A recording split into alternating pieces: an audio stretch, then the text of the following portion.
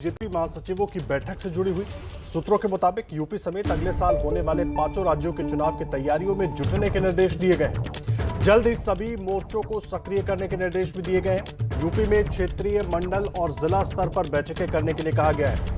विधानसभा प्रभारियों की बैठकें कर पार्टी के कामकाज की समीक्षा करने को भी कहा गया है।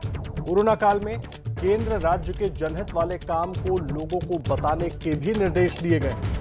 बीजेपी बड़े स्तर पर चुनावी राज्यों में वर्चुअल सभाओं का आयोजन करने की तैयारी में भी है। इस वक्त ये बड़ी जानकारी हम आपको दे रहे हैं बीजेपी महासचिवों की बैठक को लेकर। ये बड़ी खबर है। नीरज पांडे हमारे सहयोगी जुड़ गए हमारे साथ। नीरज, पूरा अपडेट क्या है?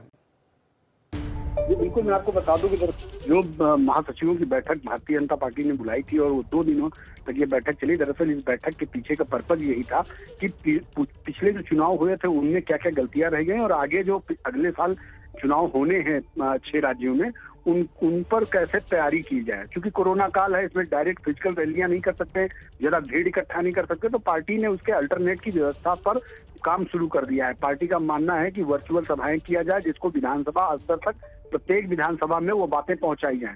इसके अलावा पार्टी ये भी चाहती है कि चूंकि चुनाव नजदीक है, बिल्कुल मैच कुछ समय बाकी रह गया और उत्तर प्रदेश जैसा महत्वपूर्ण राज्य है जिसमें, तो ऐसे में पार्टी चाहती है कि अभी से विधानसभा स्तर पर तैयारियां शुरू कर दी जाए, समीक्षा बैठकें शुरू कर दी जाए, विधानसभा प्रभारियों से की बैठकें शुरू कर दी जाए और बूथ स्तर तक तैयारी को ले जाया जाए, ताकि चुनाव के समय पर ये ना हो कि हम तैयार नहीं है। तो भारतीय जनता पार्टी चूंकि जब भी चुनाव लड़ती है, चुनाव से पहले पूरी तैयारी फील्डिंग सजा लेती है और यही कारण है।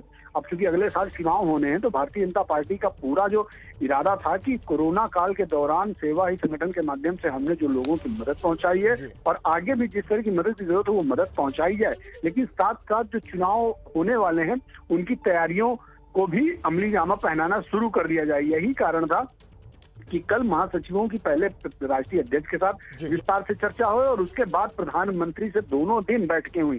पहले मोर्चों के अध्यक्षों के साथ प्रधानमंत्री ने संवाद किया और उनको समझाया कि कैसे संगठन के जरिए हम पार्टी की बात को लोगों तक पहुंचा सकते हैं और कैसे उसको वोट में तब्दील कर सकते हैं। दूसरा ये कि कल महासचिवों के साथ भी जब बैठक की तो अभी प्रधानमंत्री ने यही निर्देश दिया कि लोगों की सेवा करते हुए, सेवा ही संगठन के माध्यम से लोगों की सेवा करते हुए अपने कामकाज को आगे बढ़ाना है। बहुत धन्यवाद आपका इस पूरी जानकारी के लिए। नीरज पांडे हमारे सहयोगी पूरी जानकारी दे रहे थे। तो बीजेपी ने जो कुछ फैसला महासचिवों की बैठक में लिया गया है वो पूरी जानकारी नीरज पांडे हमारे सहयोगी आपको बता रहे थे।